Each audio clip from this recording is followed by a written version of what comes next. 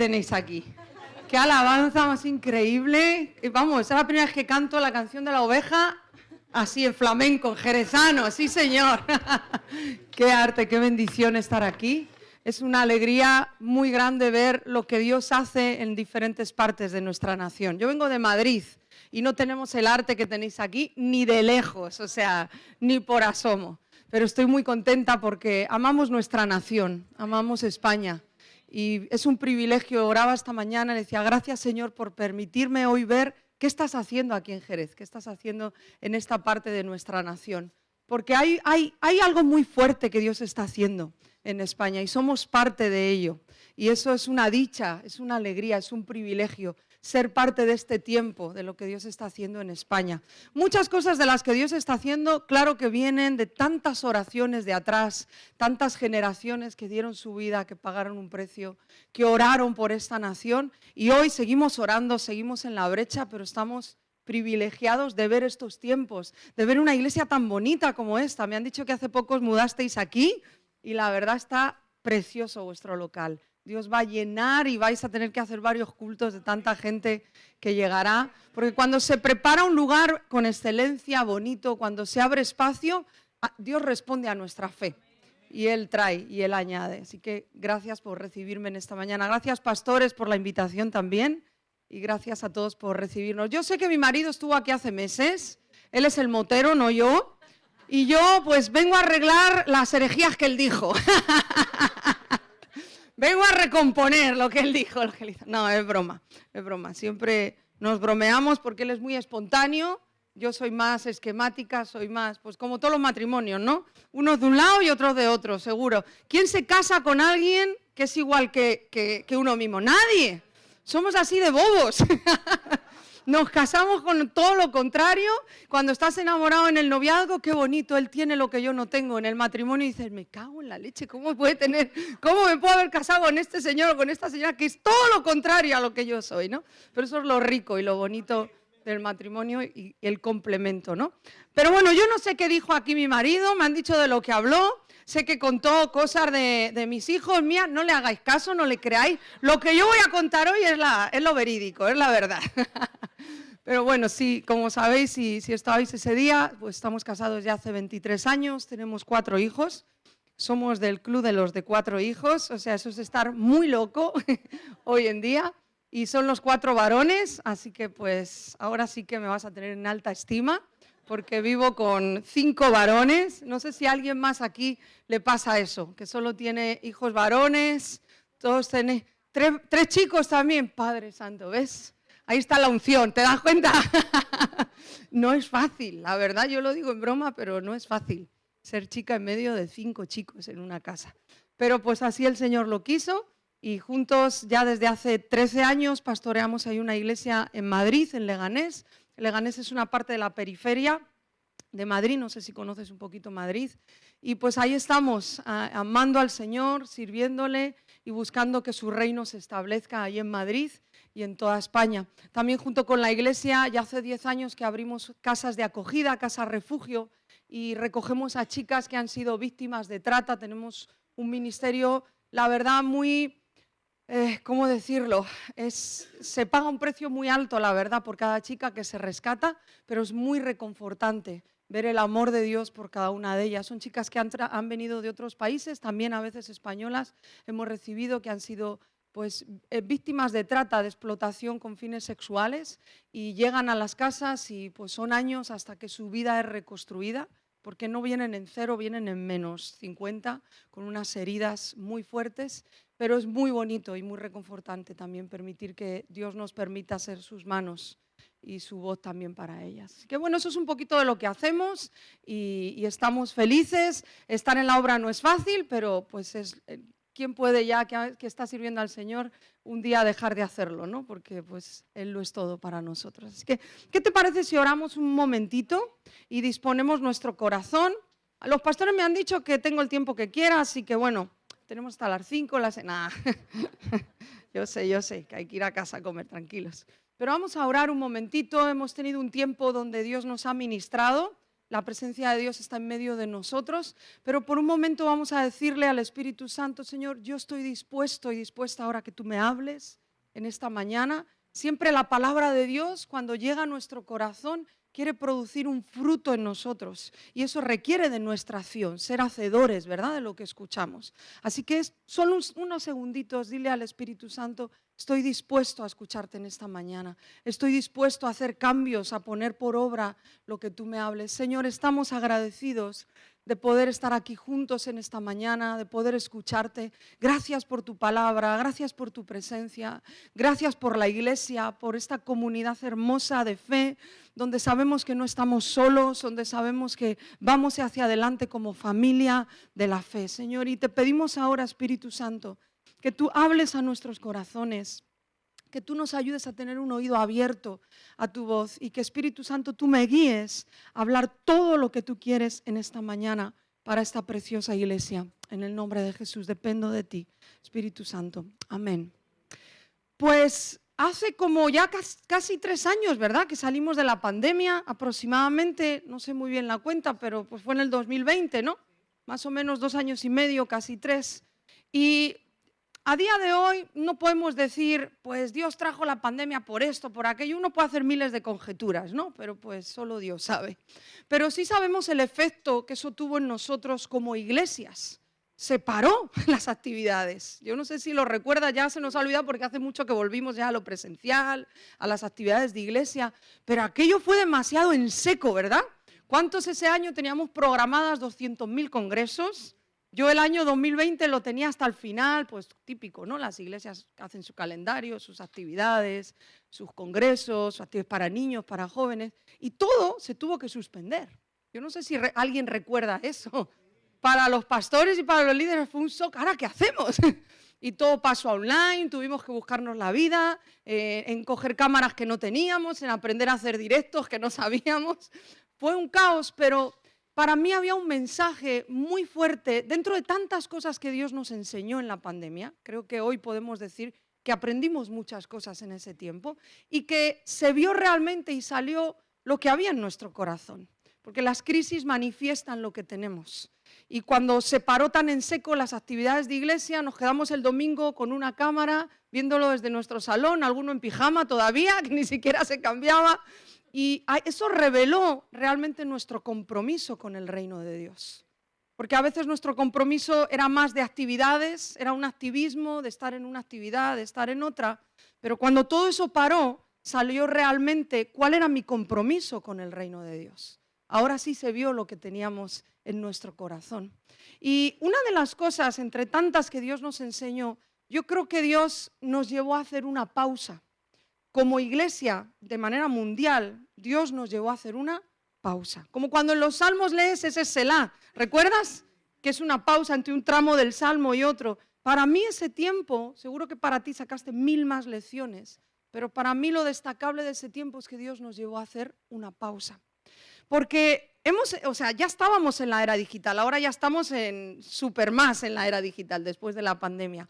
Pero esta era digital ha traído muchas cosas buenas, porque hoy en día pues tienes un montón de recursos en una tablet, en un móvil, que antes teníamos que tener comentarios bíblicos así de gordos, ¿verdad? Hoy lo tenemos aquí en un programa. Trae muchas cosas buenas la era digital, pero también la era digital nos estaba llevando, y el activismo en las iglesias, la multitud de congresos, la multitud de oradores que invitábamos, la multitud de actividades, nos estaban llevando a olvidarnos de un fundamento muy básico, que es mi tiempo a solas con Dios. Para mí, cuando llegó la pandemia, muchos de nosotros, yo en primer lugar, habíamos sustituido ese tiempo y esa búsqueda que Dios continuamente nos llama en su palabra a estar a solas, a cerrar la puerta, a hablar con Él, a tener comunión con Él. Lo habíamos sustituido por infinidad de cosas. Miles de actividades, miles de congresos, miles de programas en YouTube. Y todo eso había tomado un lugar que realmente ese lugar era el que Dios debía estar ocupando en nuestro corazón. No sé si me sigues hasta aquí. Para mí eso fue algo en seco que Dios me paró. Y en medio de la pandemia nos tocó volver a estar a solas, porque no podías salir y estar con otra gente. Y te tocaba de nuevo volver a reaprender a estar en tu cuarto, cerrar tu puerta y ahora solo estamos él y yo. Muchos de nosotros habíamos sustituido, y yo me pongo en primer lugar, todo esto es una meditación que yo he hecho todos estos años, poniéndome a mí como primera, que estaba viviendo en una equivocación en ese tiempo, pero creo que muchos os podéis identificar. Muchos de nosotros habíamos sustituido los tiempos de oración por escuchar talleres y predicaciones sobre la oración. Nos es más fácil chutarnos 3 predicaciones del mega predicador de moda que hablen sobre la oración. ¡Ah, qué bueno! ¡Qué buen texto! ¡Qué bueno eso sobre la oración! Nos es más fácil chutarnos eso a meternos a orar. Nos es más fácil hoy en día en esta era digital, y con la pandemia digo que yo creo que Dios quiso frenar todo eso, nos es más fácil vernos, qué fácil es ver predicaciones hoy. O sea, antiguamente, los que somos de los de antiguitos, venía un predicador, cogías el cassette de la predicación, que hacía, qué bueno ese domingo, y te la escuchabas un día y otro, y te volvías a nutrir. Hoy en día, a tiro de clic, tienes al predicador que quieras. ¿Que te gustan más los que hablan sobre fe? Ya sabes a quiénes escuchar. ¿Que te gustan más los que confrontan? Ya sabes a quién escuchar. ¿Que te gusta aquella iglesia que está ahí en Colombia, que wow, qué famosa es? Pum, a un clic. Y tienes la predicación que quieras. Y hemos sustituido la meditación y el estar a solas con la palabra por escuchar miles de predicaciones en YouTube. Yo confieso que escucho predicaciones en YouTube, me gusta. Hay ciertos predicadores que tienen una unción predicando y uno aprende, pero eso nunca va a sustituir cuando tú coges un pasaje de la Biblia y a solas lo masticas y lo meditas. Jamás va a sustituir una predicación, por más buena, ungida, mega predicación que sea sobre la oración, jamás va a sustituir a cuando tú cierras la puerta y estás 15, 20 minutos, una hora en comunión con Dios. Y no sé si coincides conmigo, pero ese es un mal de este tiempo. Hemos sustituido otras muchas cosas. La palabra nos lleva a dar limosnas también, a ayudar al necesitado. Hoy lo hemos sustituido por un clic de donación a tal ministerio. Y haciendo ese clic de donación que me sale en YouTube, que me sale en Instagram, que me sale el enlace, ya calmo la inquietud quizás de mi corazón o la culpa por no vivir una vida de misericordia como Dios me llama a vivir, de ayudar al necesitado, de pasar al lado del pobre que siempre se pone a la puerta de Mercadona, no sé aquí, pero aquí en todas las puertas, en Madrid, en todos los Mercadonas siempre hay alguien pidiendo. Siempre hay alguien en la calle que va a necesitar nuestra ayuda, siempre hay alguien que tiene los zapatos más rotos que los tuyos, te puedes quitar los tuyos y dárselos. Y todo eso nos llama al Espíritu Santo a hacerlo, nos llama a tener vidas que den limosna, vidas que tienen misericordia, pero lo hemos sustituido por el ministerio de moda que sale en Instagram, que sale en ese reel, que sale en ese vídeo de YouTube, donde yo pincho, hago mi donativo y ya. Y pienso que cumplí. No sé si me sigues. Todo esto ha venido con la era digital. Y para mí lo que Dios hizo en la pandemia nos llevó a frenar, a pensar y a reevaluarnos en lo que estamos haciendo como hijos de Dios y como iglesia. Un tema muy importante, y es lo que quiero hablar en esta mañana, que solo surge cuando tú y yo nos metemos a solas con el Espíritu Santo. Cuando tú y yo nos olvidamos de esto, nos olvidamos del predicador de moda, nos olvidamos de toda, o sea, es que hay talleres para todo. Hoy en día tú pones en YouTube depresión, predicación sobre la depresión, pum, te sale. Quiero un taller sobre, no sé, X tema, sobre la mayordomía, sobre la economía, pum, 200. Es que todo está ahí. Y cuando vivimos de eso, estamos haciendo a un lado lo que Dios quiere hacer cuando yo me meto a solas y extraer su presencia. Y es de lo que quiero hablarte en esta mañana. Lo que causa que la presencia de Dios venga sobre nosotros y se abran los cielos, siempre será los tiempos que yo paso a solas, donde dejo otra multitud de cosas, donde dejo de mirar otras cosas, donde mis afectos dejan de estar en otras cosas, donde mi corazón deja de estar rendido a otra multitud de cosas que este mundo me ofrece, porque yo decido que día tras día solo yo me voy a rendir y me voy a meter a buscar al único que con su presencia me transforma. Y es de lo que quiero hablarte. Cómo ser buscadores de la presencia de Dios. Cómo regresar a esos inicios, a esos fundamentos en nuestras vidas, donde la presencia de Dios lo es todo. donde yo vivo dependiente de su presencia, donde no vivo dependiente de lo que el móvil me va a decir, donde no vivo dependiente de lo que voy a ver, donde la presencia de Dios pasa a ser una pasión en mi corazón. Hay un personaje en la Biblia, no es del quien vamos a hablar, que es el rey David. Para mí no hay otro personaje en la Biblia que amó más la presencia de Dios que ese tipo. O sea, ese hombre estaba loco, perdóname la expresión, apasionado por la presencia de Dios. Él montó todo un show para que el arca llegara a donde tenía que estar. Él dice en los Salmos, no voy a descansar, no voy a parar hasta que tu presencia esté en el lugar que tiene que estar. Era un apasionado de la presencia de Dios. Y hoy muchas veces nos hemos vuelto apasionados de otras muchas cosas. ¿Y es lo que Dios dijo en la pandemia? No. No son las actividades lo que te tiene que apasionar, no son los quehaceres, no son lo que vayas a ver en YouTube. Regresa a verme a mí, regresa a mirarme a mí. Y yo sí creo que en la pandemia tomé esto en serio y creo que muchas iglesias lo tomamos en serio porque no nos quedó otra también, no por voluntad, sino porque no nos quedó otra. Y quiero ir a una historia, está en el libro de Ruth, acompáñame al libro de Ruth, una historia que tiene lugar en el tiempo de los jueces. Qué tiempo más difícil, ¿verdad?, para el pueblo de Israel. Una época oscura, el tiempo de los jueces, donde el pueblo iba y venía entre te clamo, me contestas y me vuelvo a los ídolos, y un tiempo muy inestable. Y vamos al versículo 1. Sé que conocemos esta historia, pero vamos a encontrar algo ahí bien relevante para nosotros hoy. Y dice así: aconteció en los días que gobernaban los jueces que hubo hambre en la tierra, y un varón de Belén de Judá fue a morar a los campos de Moab, él y su mujer y 2 hijos suyos. El nombre de aquel varón era Elimelec, y el de su mujer, Noemí. Ya nos va sonando la historia, ¿verdad? La gran Noemí, que luego con sus nueras se van de ese lugar. Pero vamos a seguir un poquito. Dice, y los nombres de sus hijos eran Malón y Kelión, efrateos de Belén de Judá. Llegaron pues a los campos de Moab y se quedaron allí. Y murió Elimelec, marido de Noemí, y quedó ella con sus 2 hijos, los cuales tomaron para sí mujeres moabitas. El nombre de una era Orfa y el nombre de la otra Ruth.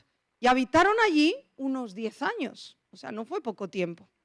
Y murieron también los 2, Malón y Kelión, quedando así la mujer desamparada de sus 2 hijos y de su marido.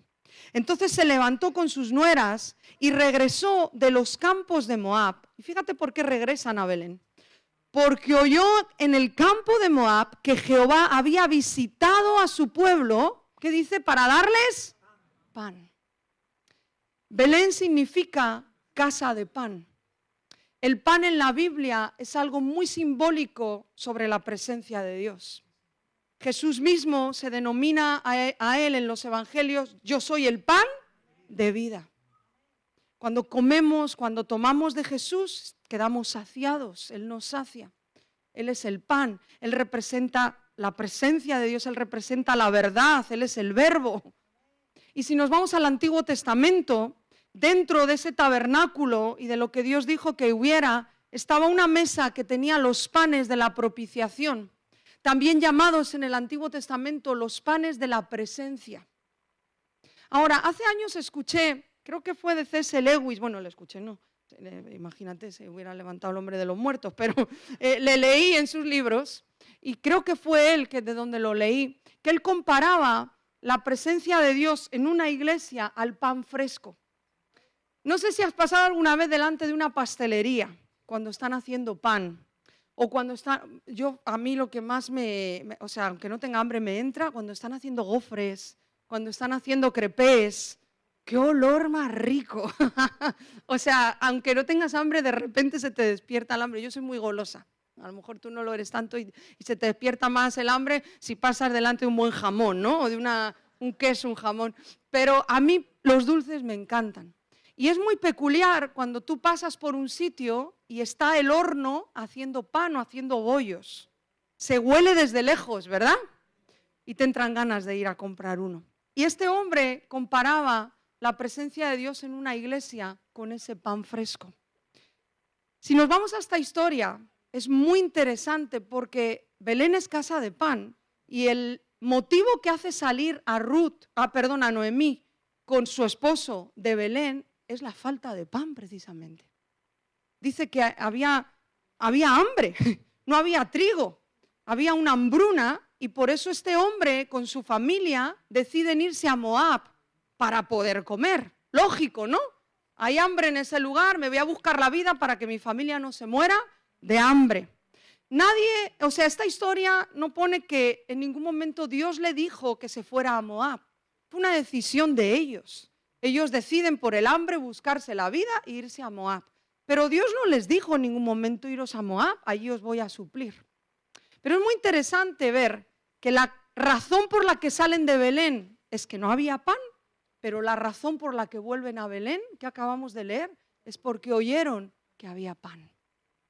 Y si el pan significa la presencia de Dios, mira, la razón principal por la que la gente se va de nuestras iglesias es porque no está la presencia de Dios. Así de duro aunque suene.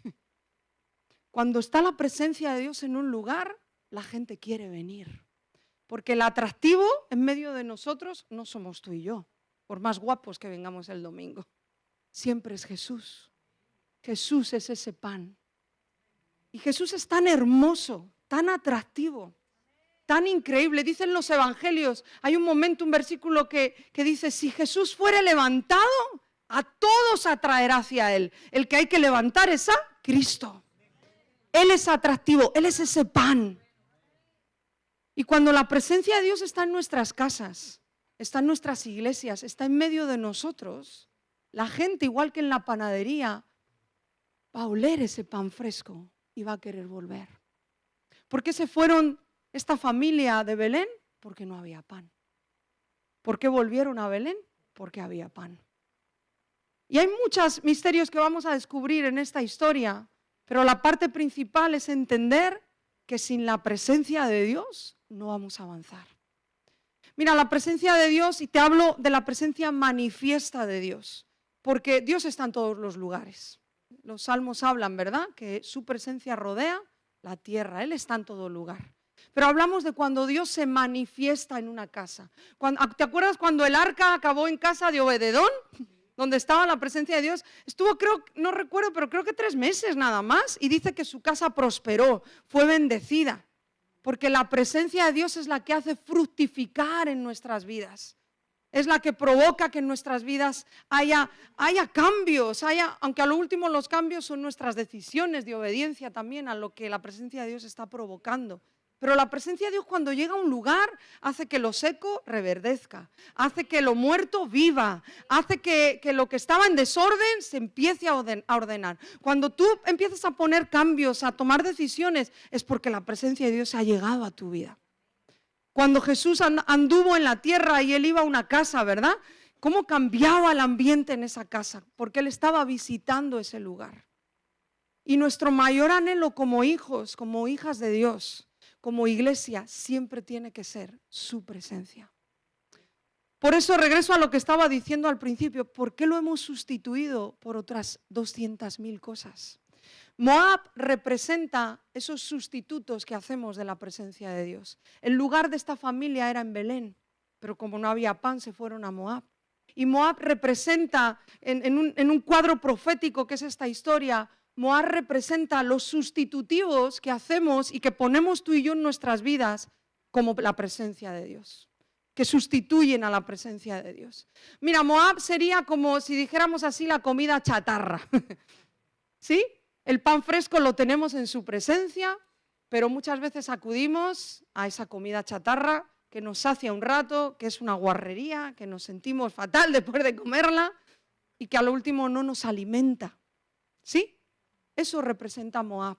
Moab es el sustitutivo a veces que hacemos de cosas que queremos conseguir y pues por momentos nos sacian y nos hacen sentir la tripa satisfecha, pero luego volvemos a tener hambre. ¿Qué te pasa cuando quieres un proyecto, cuando quieres conseguir algo que quieres comprar? Cuando lo compras es una emoción así como wow, pero se acaba pasando. ¿Te has comprado alguna vez algo que querías mucho? Cuando ya lo tienes, al rato sale algo, bueno, y más con los iPhone. Te compras el último y a los 6 meses ya ha salido el otro y tú dices, pero bueno, ya estoy anticuado. Y así nos pasa, porque buscamos cosas que nos sacien. Y Dios está mirándonos y diciéndonos, es que mi presencia te sacia.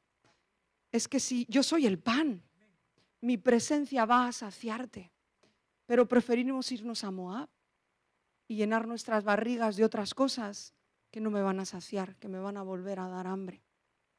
Cuando hablamos de la presencia de Dios, tenemos que pensar que la presencia de Dios, Él es el mismo, Él no cambia, Él es inmutable, pero Él en cada temporada renueva su presencia en nuestras vidas.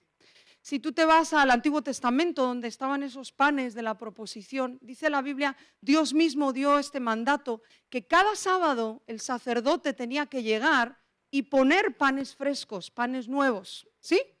Y eso es un simbolismo muy fuerte para nosotros sobre su presencia, porque a veces vivimos de las glorias de ayer, de las glorias pasadas. Ah, no, cuando yo me convertí, lo que Dios hizo, y Dios me sanó, y Dios hizo esto, y Dios transformó lo otro, y no nos damos cuenta que eso fue ayer, y que la presencia de Dios tiene algo nuevo hoy.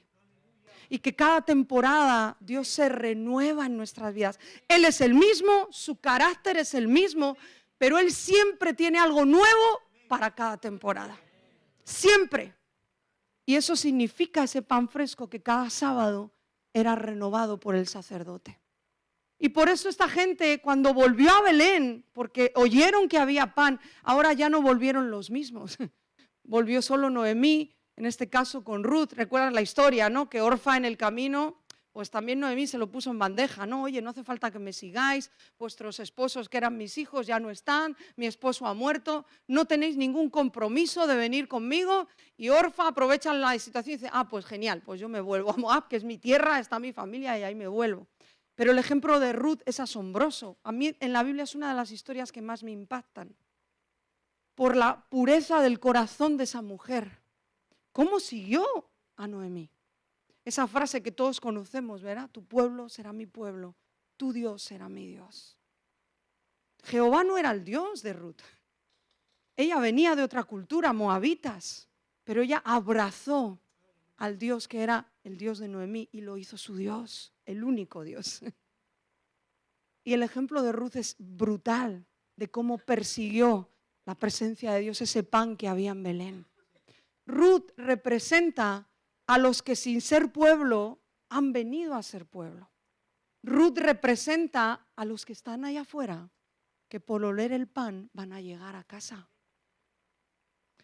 Ruth representa a aquellos que hoy no conocen a Cristo, que seguramente ahora veníamos en el coche, veíamos las casas, veíamos el polígono donde estáis. Siempre llego a un lugar y observo, digo, cuántas almas aquí por alcanzar, ¿verdad? Ruth representa a toda esa gente que hay ahí, en esas casas alrededor, en esta ciudad, y que por oler el pan en Belén, que por oler el pan, la presencia de Dios en medio de nosotros, van a venir. Y Noemí representa algo muy bonito. Noemí representa a aquellos que se fueron, pero volverán. Noemí representa a los hijos pródigos, los que volverán a casa cuando el pan vuelva a oler como huele el pan, la presencia de Dios manifestada en medio de nosotros. Pero hay un pasaje en Isaías, creo que es 43, no lo he buscado, pero todos lo conocemos, aquel pasaje que Dios está hablando, no traigáis a memoria las cosas pasadas, y nos lo sabemos, ¿verdad? Es de los de siempre. Siempre me enseñaron ese pasaje diciéndome que las cosas pasadas se referían a las cosas malas. No traigas a memoria cosas pasadas, como olvídate de lo malo que te pasó y extiéndete hacia adelante. Pero no dice eso ese pasaje. Si tú lo lees completo, está hablando de las glorias pasadas. Está hablando cuando yo os saqué de Egipto, cuando yo abrí el mar, cuando yo hice grandes milagros. ¿Cómo puede estar diciendo Dios, no te acuerdes de todo eso? O sea, ¿hola? Claro que me tengo que acordar, ¿no? Diríamos nosotros. Pero el sentido que Dios le está dando ahí, porque nos acordamos de lo que Dios hizo para ser agradecidos, siempre agradecidos de donde Dios nos sacó. Pero Dios les está diciendo, si tu mirada está en esas cosas pasadas, te vas a perder lo que está delante. Si tú sigues con el pan que pusimos hace 300 sábados y no lo has cambiado, te vas a perder de lo que tengo nuevo. Está hablando de la nostalgia en nuestro corazón. Y es que la presencia de Dios se renueva en nuestras vidas. Igual que su misericordia cada mañana es nueva y ahí nos está esperando. Abres tus ojos en la mañana, algunos así medio legañosos, medio dormidos. ¿Y qué crees que te está esperando? La misericordia de Dios. Tienes un día nuevo para vivir, tienes una oportunidad nueva para vivirla para su gloria. Así es la presencia de Dios. Siempre Dios tiene pan fresco y algo nuevo en su presencia. Y voy concluyendo. Efesios 2, del 19 al 22. Te lo voy a leer en la NTV, esta versión moderna que, bueno, en alguna ocasión sí trae cosas muy chulas. Efesios 2, del 19 al 22 dice: así que ahora ustedes, los gentiles, ya no son unos desconocidos ni extranjeros. Son ciudadanos junto con todo el pueblo santo de Dios. Son miembros de la familia de Dios y juntos constituimos su casa. Está hablando de nosotros, ¿lo entiendes? Somos nosotros. Somos esos gentiles, somos esa Ruth que hemos venido a ser pueblo. Y dice, la cual está edificada sobre el fundamento de los apóstoles y los profetas. Y la piedra principal es Cristo Jesús mismo. Estamos cuidadosamente unidos en Él. Y vamos formando un templo santo para el Señor. Por medio de Él, ustedes los gentiles también llegan a formar parte de esa morada donde Dios vive mediante su Espíritu. Si me ayuda el chico del piano, porfa, te lo agradezco. Yo no sé si entiendes lo que está diciendo estos versículos, pero estos versículos hablan de la iglesia.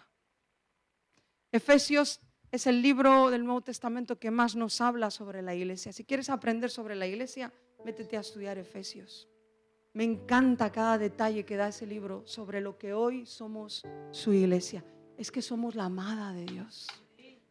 Es que juntarnos aquí esta mañana o los días que nos juntemos es tan relevante. O sea, esto no es toca domingo, toca a las 11 de la mañana, toca ir al culto, toca ponerme la ropa bien. No. Esto es tan relevante lo que hacemos aquí cada domingo. Y algo que para mí es bien importante cuando nos juntamos es que entendamos el propósito de por qué nos juntamos. Dice este versículo que acabamos de leer, que el lugar donde Él decide morar, en su presencia manifestarse, donde dice, como hemos terminado, Él vive mediante su Espíritu, es en su iglesia. Yo sé que Él vive en nosotros, claro que sí. Él mora en ti, Él mora en mí. Somos su morada, somos su templo. Pero este versículo es algo mucho más amplio. Nos está diciendo el Espíritu Santo que el lugar preferido para que la presencia de Dios por medio de su Espíritu se manifieste es aquí. O sea, cuando tú y yo venimos aquí a reunirnos, no es solo, ay, qué guay, voy a pasar un buen tiempo, me voy a ir mejor de lo que vine. Obviamente, aquí está el Señor, nos vamos. ¿Quién no se va mejor de lo que vino cada día que estamos aquí? Todos. Aunque medio alguien te haya contestado así raro, pero tú te vas mejor de lo que viniste, porque aquí está el Señor. Pero no es que va mucho más allá, que voy a disfrutar aquí en medio de la reunión, de la congregación. No, es que Él mora aquí. Es que dice que Él vive por medio de su Espíritu y se manifiesta cuando nos juntamos y hacemos iglesia. Eso es muy profundo, eso es muy trascendente. Normalmente cuando entramos por esas puertas y llegamos, en Madrid también, bueno, en Madrid yo creo que siempre, y es algo que estamos aprendiendo, normalmente llegamos a la iglesia a ver qué me va a dar Dios hoy, a ver qué me voy a llevar hoy de Dios, a ver qué milagro me va a hacer, a ver qué me va a aportar hoy Dios. Y está bien, Dios es tan bueno que nos venimos con las manos vacías y nos vamos con las manos llenas. Pero la mentalidad cambia cuando entendemos este pasaje y venimos a este lugar a ver qué le voy a dar yo a Dios hoy. Hoy vengo a adorarle. Adorarle no es estar aquí y qué bueno el canto, ay, cómo me encantó. No. Adorarle es, Señor, tú eres digno, tú estás en medio de nosotros y yo te voy a traer mi mejor canto. Yo te voy a traer mi mejor adoración. yo te voy a traer sacrificios de mi corazón, te voy a entregar este asunto, me voy a doblar en este otro asunto. Yo te voy a dar porque tú estás aquí en medio de nosotros, porque tú moras en medio nuestro por medio de tu Espíritu, dice tu palabra. Y cuando la iglesia viene con esa mentalidad, Dios abre los cielos y su presencia desciende sobre nosotros. Hay llaves que abren los cielos, ese sería otro mensaje, pero hay llaves que abren los cielos. Y cuando los cielos son abiertos y su presencia viene y se queda en un lugar, es que empieza ese horno a oler a pan fresco. Y las Ruth llegan. Y las Noemí que se fueron un día de Belén, vuelven. Y los hijos pródigos vuelven a casa. Por eso la mayor ocupación, y regreso a cómo empezamos, la mayor ocupación del cristiano no es hacer actividades, no es cumplir un montón de rituales, no es hacer el paso 1, el paso 2, no. La mayor asignación que tenemos como hijos de Dios es buscar su presencia, es buscar de Él. Es olvidarnos de todo, muchas veces de nuestras tablets, de nuestros quehaceres, y meternos a buscarle a Él. Y genuinamente decir, Señor, lo que más anhelo, lo que más amo y lo que más busco, eres tú. Eres tú mi anhelo, eres tú mi pasión, eres tú mi primer amor, eres tú mi mayor necesidad, eres tú a quien busco, eres tú quien grita mi alma, es por ti, Jesús. Y cuando somos capaces de desprendernos de todo el resto de afectos de nuestro corazón, porque mira, le cantamos, Señor, amo tu presencia, pero a veces yo se lo estoy cantando, esos cantos que tienen esa parte, ¿verdad? Amamos tu presencia, pero a veces yo se lo estoy cantando, estoy así con mis ojos cerrados diciendo, pues Señor, amo muchas otras cosas más que tu presencia, la verdad. La verdad, perdóname. Y debo de regresar. Señor, arranca de nuevo estos afectos de mi corazón, porque yo quiero amarte a ti por encima de todo. La historia de Ruth termina, es muy bonito, creo que lo sabrás también, porque Ruth tiene una gran recompensa, siendo moabita, no perteneciente a ese linaje del pueblo de Dios, pero al haberse hecho pueblo, por la actitud de su corazón, por su búsqueda, por su obediencia, por ir en busca de ese pan. La historia de Ruth nos habla de cómo tú y yo, sin ser pueblo, Dios en su gracia y su misericordia nos ha hecho pueblo, y cómo podemos ser receptores de esas promesas. Ella fue la bisabuela del rey David. De su linaje desciende nuestro Señor Jesucristo. Qué privilegio, ¿verdad? Esta mujer que amó la presencia de Dios, que amó al Dios de su nuera y lo hizo su Dios. Y nos habla de las recompensas que están para tu vida y para la mía, para tus generaciones, cuando amamos la presencia de Dios en primer lugar. Mira, cuando Dios encuentra un corazón que ama su presencia por encima de todo, que ama su gloria, un corazón como el del rey David, un corazón como el de un Moisés, ¿verdad? ¿Cómo amaba ese tipo la gloria de Dios? La vida de Moisés te rompe el cerebro de cómo ese hombre con un pueblo tan terco pudo amar la gloria de Dios tanto, al punto que hay momentos que le dice, Señor, no los mates, mátame a mí, porque ten cuidado que los demás van a ver, es tu fama la que está en juego, los demás van a ver que has destruido a tu pueblo, no lo hagas, Señor. ¿Qué van a decir los otros pueblos de ti? Eso es alguien que ama la gloria de Dios por encima de todo, de su vida, de su reputación, de su bienestar. Primero está tu gloria, Señor. ¿Qué van a decir de ti? Ya me aguanto yo con este pueblo cabezón, ya tú me ayudarás, pero no los mates porque tu gloria está en juego. Y cuando Dios encuentra un corazón que ama su presencia y su gloria por encima de todo lo demás, te aseguro que los cielos se abren sobre esa persona. Las recompensas de Dios vienen y no solo te afectan a ti, afectan a tus hijos, a tus nietos, a tus bisnietos. Tus generaciones van a disfrutar de las recompensas que Dios te dio por amar su gloria y su presencia en primer lugar. Te lo aseguro, la Biblia nos habla de eso. Termino con una historia. Cuando yo tenía, 17 años aproximadamente, yo me convertí cuando tenía 4 años. Y digo me convertí porque sí me acuerdo. sea, con 4 añitos, mi mamá la hablan de Jesús, vamos a la iglesia, entro a una clase de escuela dominical, la profesora me lleva a recibir a Cristo y yo me acuerdo de ese momento. Crezco en la iglesia, en mi adolescencia me aparto 2, 3 años del Señor. La rebeldía de la adolescencia, mucho enojo en mi corazón. Yo soy hija de mamá soltera, no tuve un papá. Mi abuelo era la figura de papá que tenía y muere cuando yo tengo 12 años. Mi corazón se llenó de enojo, de ira contra el Señor. Y bueno, nunca dejé de ir a la iglesia porque si eres hijo o has tenido hijos que en algún día te han dicho no quiero ir, ya sabes que o vas, ¿no? Eso no hay opción, ¿no? Entonces siempre mi mamá me obligaba a ir, pero mi corazón estaba muy lejos esos años del Señor. Con 16 años voy a un evento y obligada también, por supuesto, al congreso que hacían las iglesias donde estábamos.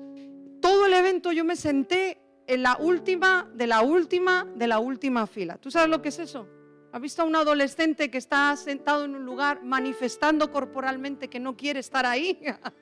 O sea, si no había una fila más atrás, ahí yo me senté, mi postura bien decía que yo no quería estar ahí, bien rebelde. Y estoy en el evento y el último día, en la última reunión, en la última predicación, el pastor que estaba predicando dice, ahora todos los jóvenes van a ir a orar por un joven de su iglesia. Había varias iglesias representadas. ¿A por quién crees que vinieron todos los jóvenes a orar? Todos subieron hasta la última fila y vinieron a orar por mí. Todos pusieron sus manos sobre mí. Cuando ellos empiezan a orar por mí, yo estaba tan dura, pero en el momento que empiezan a orar por mí, me visita el Espíritu Santo y yo empiezo a quebrantarme y empiezo a ver toda mi decadencia en esos 2, 3 años. Empiezo a ver los pecados que yo había cometido y cae una convicción en ese momento y empiezo a quebrantarme y a llorar. Qué pena que no esté aquí mi marido, a él le encanta que cuente esta historia porque se viene arriba, se crece, pero él estaba entre esos jóvenes que oraron por mí y él cuando ora por mí, él me dice algo de parte de Dios en ese momento. Para ponerte en contexto, ya me callo, ya voy terminando. Para ponerte en contexto, en esos 2 años que yo estuve apartada, hubo una vez que yo me senté en mi cuarto y yo le dije a Dios, vete de mi vida. Yo sé que es la antioración, ¿no? Es lo contrario a hacer la oración, ¿no? Yo estaba tan enojada en esos años con Dios que yo le dije, vete, déjame en paz, no quiero saber nada de ti, sal de mi vida. Y aparte es que lo hice con voz en alto, porque a mí me habían enseñado que los demonios no ven los pensamientos, que tienen que oír, entonces yo lo hice aposta. O sea, fíjate lo rebelde que estaba. Y yo paso esos años así, alejada de Dios, y cuando oran por mí, y David, sin saber nada de eso, él ora por mí, él me dice de parte del Señor, hija, yo nunca me fui y yo nunca te he dejado. Y automáticamente yo regreso a ese momento que estaba en mi cuarto, donde yo le dije a Dios, vete. Y eso me rompió, me reventó. Y sí es cierto que esos años mucha gente iba orando por mí. No te canses de orar por aquellos que hoy no están. Te aseguro que hay fruto de cada oración. Y cuando yo vuelvo al Señor, en ese momento volví con todo. Yo tenía 16, 17 y volví con todo. Yo dije, Señor, ahora sí. Ahora tú me has mostrado cuánto me amas, ahora yo te entrego mi vida en serio. Vamos en serio, Dios. Y yo empiezo a crecer muy rápido en el Señor. Empiezo a leer la Biblia. Yo creo que al mes yo estaba convocando a ayunar a los jóvenes de mi iglesia. Están diciendo, pero tú hace un mes estabas hecha una pena. ¿Qué te ha pasado? Y empiezo a ir rápido. Tan rápido que hay un momento que tengo tanto anhelo por Jesús que mi oración constante era, Señor, dame más de ti, quiero más. Y aprendía un poquito y quiero más, y quiero más. Era mi constante búsqueda y oración. Y un día estaba en mi cuarto haciendo esta oración, Señor, yo quiero más, dame más, quiero conocerte más. Y me para el Señor en seco y entiendo que el Espíritu Santo me dice, ok, si tú quieres más de mí, ahora yo quiero más de ti primero. Ahora dame lo que más te cueste. Y yo recordé vagamente, yo conocía la historia de Abraham y Isaac. Claro, eso es la entrega de las entregas. No hay otra entrega así a ese nivel en la Biblia mayor que esa. Pero Dios me recordó esa historia. Y para ese momento ya nos gustábamos con David. Ya no éramos novios, pero sí había ese roneo cristiano, ¿sabes? Yo lo que te digo, que nos respetamos los límites, no salimos a solas, pero hay ese tonteo, ese público, pero sin ser nada oficial, ¿no? Y para ese momento yo digo, pues ¿qué es lo que yo más amo? Si yo quiero más de Dios y Él me está diciendo que abra espacio donde yo entregue todo para que Él me pueda dar más, ¿qué es lo que yo más amo? Si hubiera sido hoy, yo no sé si hubiera dicho la tablet, el ordenador, hoy ya son otras cosas, ¿no? Que los jóvenes se aferran tanto. Pero para ese momento yo dije, David, yo ya tenía, pues era una jovencita, 17 años, uno tiene pensamientos ya de casarse, de servir al Señor y bla, bla, bla, todo el rollo. Yo dije, David, Señor, ¿realmente quieres que yo te entregue esto? Hoy, ahora le bromeo y le digo, ¿por qué el Señor no me pide eso hoy? Hoy con gusto te entregaría. Hoy con gusto muchas veces diría, Señor, para ti, te lo regalo. Pero para ese momento, para una niña de 17 años, su primer amor, los sueños, los pensamientos de futuro, eso ocupaba casi todo mi corazón. Y batallé un poquito ahí con el Señor, pero al último le dije, ok, Señor, me vale más tu presencia, te lo entrego. Con miedo, con miedo a que eso desapareciera, a que nunca más Él me volviera a hablar. Yo lo estaba haciendo en serio. Señor, yo te lo entrego, este asunto. Después de ese momento de oración a solas, Dios, por ciertas circunstancias, nos separó durante 2 años y medio, que no hablamos. Nos veíamos en la iglesia de lejos. No es como hoy cuando un joven se separa de otro, pues le ves en su Instagram. O sea, sabes de dónde anda, sabes lo que hace, sabes, pero en aquel entonces era, no le veo y no sé nada de él. No sé si se va a ir con otra, no sé si se va a casar con otra, pero yo lo entregué de todo corazón. Esos 2 años y medio son los 2 años y medio que Dios usó para meterse tan fuerte en lo más profundo de mi corazón, que a día de hoy, que tengo 43 años, yo puedo decir que lo que pasó esos 2 años y medio aún es la base y la fortaleza de mi vida. Me enamoré de Jesús. Me enamoré de Jesús. O sea, lo que había visto de Él no era nada con lo que yo descubrí esos 2 años y medio. Me enamoré hasta las trancas de Jesús. Él pasó a ser mi obsesión. Yo me levantaba pensando en Jesús. Yo pasaba el día hablando con Jesús. Yo me metía en mi cama enamorada de la presencia de Dios que me envolvía. Me enamoré del Señor. Sigo enamorada de Jesús. Pero yo sé que si yo no hubiera rendido aquel afecto que ocupaba tanto en mi corazón, jamás yo hubiera vivido lo que yo viví en esos 2 años y medio. La presencia de Dios se convirtió en mi obsesión hasta el día de hoy. Yo no puedo vivir sin su presencia y muchas veces hago cosas que me separan de su presencia y no corro a Él por puro legalismo de, ay Señor, quítame esta mancha. No quiero vivir lejos ni un momento de ti. Claro que he tenido temporadas lejos, obviamente. Claro que he tenido temporadas muy frías, todos pasamos crisis. Pero siempre hay algo que vuelve a avivar el fuego de amar su presencia. Sin Él nos morimos. Así que esta sea nuestra oración, iglesia, que en medio de nosotros siempre haya pan fresco, que siempre su presencia sea nuestra prioridad.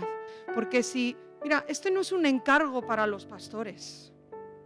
O sea, que haya pan fresco en una iglesia parece que es la responsabilidad de los pastores, ¿verdad? Pues es nosotros como pastores, pues tenemos que tener palabra fresca y tenemos que bla, bla, bla, todas esas cosas. No te confundas. Que haya pan fresco en una iglesia no depende de 2, 3 personas, 4 de los pastores de ese lugar. Cuando todos en una congregación alinean su corazón a una búsqueda genuina del Espíritu Santo, es que Dios viene fuerte a un lugar. No carguemos eso en unos pocos.